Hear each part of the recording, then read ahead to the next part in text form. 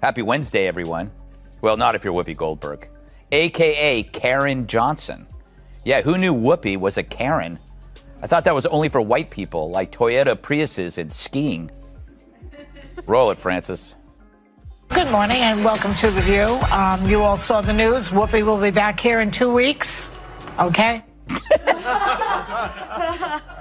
It's so cute when one of their side gets punished. They sulk like they ran out of raw cookie dough. Whoopi Goldberg recently had a reaction so dramatic it felt like a season finale. The big sighs, the long pauses, and that trademark look of disbelief were all there. And the moment that set it off, a comment from Greg Gutfeld that landed so clean it sent daytime TV's most confident host into a full tailspin. If you thought daytime television was already chaotic, you haven't seen anything yet. This wasn't just a disagreement, it was a complete derailment of the usual script, and it's now spreading across the internet faster than any monologue she's delivered lately. Suspended Whoopi for 2 weeks because she said the Holocaust had nothing to do with race.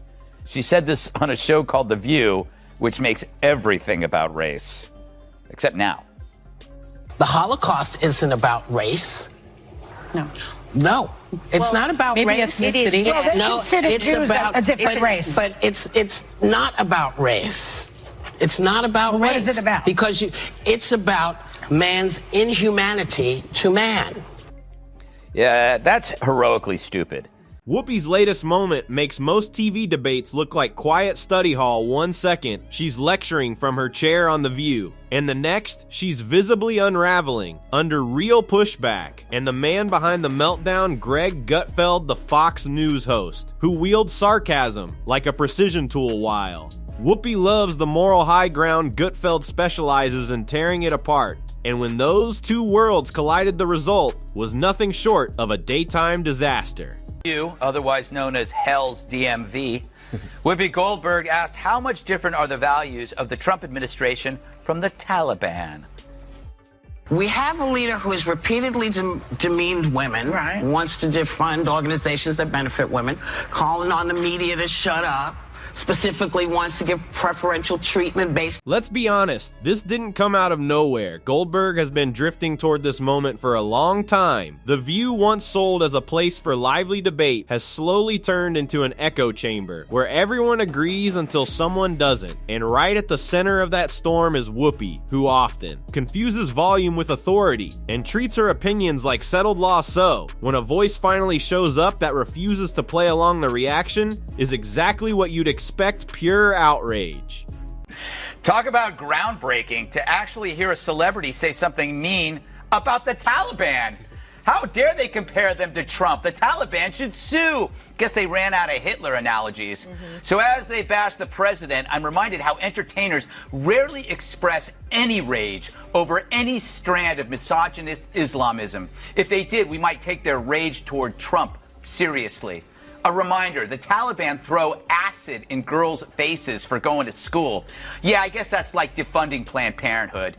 Radical Islam is all for killing gays, and I guess that's the same as making some rude jokes.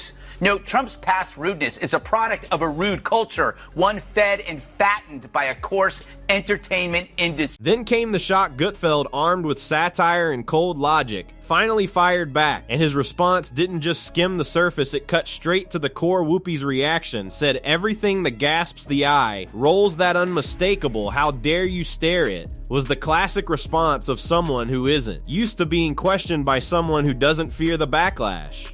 Apparently they're throwing tariffs on manatee meat and bovine semen, which means The View is very unhappy. Sausage maker Johnsonville is recalling more than 42,000 pounds of pork sausage for possible contamination with plastic fibers. Fortunately, authorities were able to track all 42,000 pounds to a single location in New York City. This wasn't a simple roast, it was a full breakdown of her talking points. Gutfeld didn't just embarrass her, he exposed the gaps in her logic. While she retreated into her usual rehearsed causes instead of addressing facts, Whoopi defaulted to her favorite move emotional theatrics. She's turned grandstanding into an art form, always presenting herself as the voice of reason, while sidestepping the contradictions right in front of her. And let's be real, The View has become a place where real debate goes to die, replaced by a panel nodding in sync like glossy bobbleheads, afraid to crack the script. Brains are small, but who's the dumbest one of all? True, none of them are in Mensa, but who's the most densa?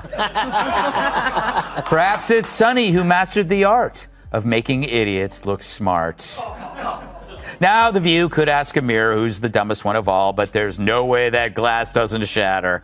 So instead, let's check out this clip from Monday's episode of The View when the ladies put their science caps on and discuss the soul. The second anyone challenges the group narrative on that set, they're usually shouted down or rushed to commercial. It's less a talk show and more a live digital mob. So when Gutfeld entered the mix, he wasn't tossing shade, he was dropping truth grenades into a house built on feelings Whoopi caught mid-monologue. Looked like someone who accidentally wandered into a logic class. First came the glare, then the heavy. Sigh, and finally the spiral into vague history lessons and pseudo-intellectual rambling.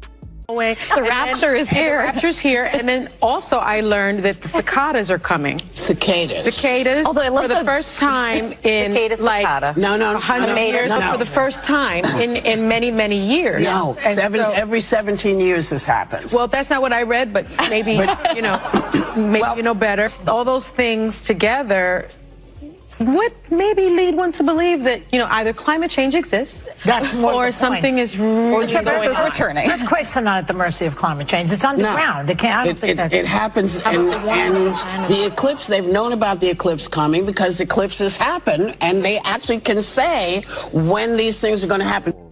Amazing. Wow. That's not what I read.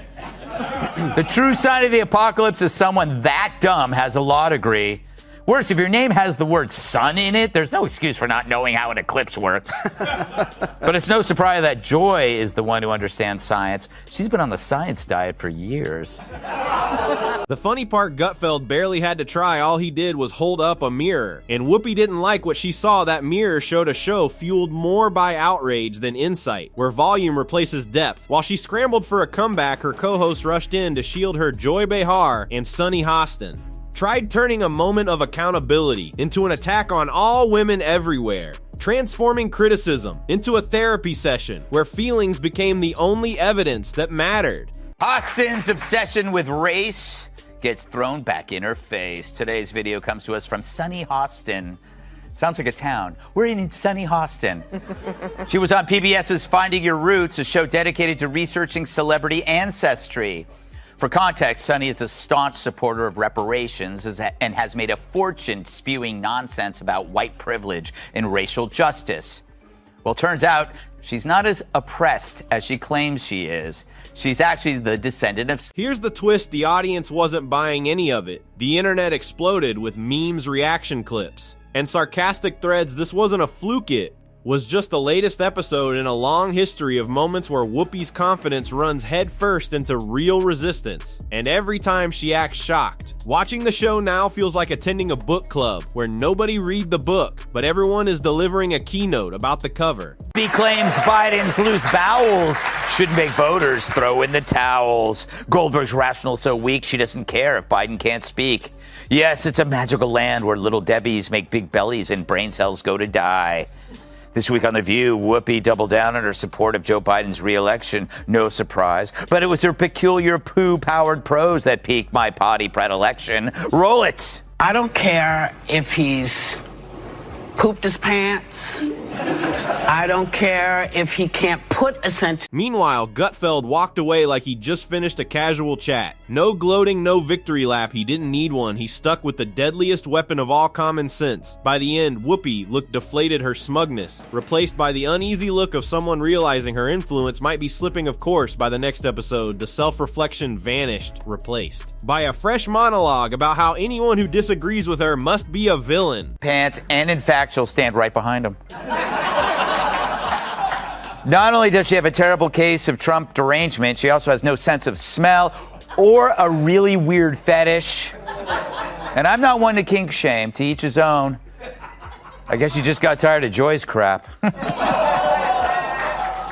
Kat, you know what was the most interesting thing about this was the audience reaction. Like when she started talking about poop being everywhere, the audience was like frozen. They were like, I don't, what is going on here? Whoopi has a poop problem. What does she mean she has poopy days? Public breakdowns are what happen when you live in a bubble where nobody ever pushes back. Gutfeld doesn't mind poking the hornet's nest, and Whoopi clearly doesn't know how to handle it. Maybe next time she could step outside the belief that her opinions are sacred relics, but then again, without the endless confusion on The View. What would we laugh at while Whoopi delivers emotional TED Talks based on a quick Wikipedia skim? Gutfeld keeps proving that humor plus logic is still a dangerous combination in modern media. These are married white women, and they do fall in line with what their husbands are doing. People have to wonder, where does Sunny Hostin get her opinions? Yeah. Like you said, and it's obviously from her husband. She has to tell her what to say on The View, because without it, she's got nothing up there. She's not very bright. But the problem with her is that she went... Gutfeld doesn't need 5 co-hosts to validate him or confirm his victimhood. He dismantles hypocrisy with single lines that land. Because humor makes the truth easier to swallow, even when it hurts. Meanwhile, The View treats every disagreement like a crime scene. They're not hunting for dialogue. They're hunting for applause, that familiar mix of clapping and self-congratulation when they say something they think is brave. But Gutfeld thrives right in that tension, knowing the space between comedy and commentary is where real influence lives. Sunny Hostin, who thinks climate change caused the solar eclipse, the dumbest of them all. Because everyone knows the moon caused the eclipse, which is controlled by The View's gravitational pull. All right, Kat, did you ever see such a group? It's amazing how Joy and Whoopi became the smart ones.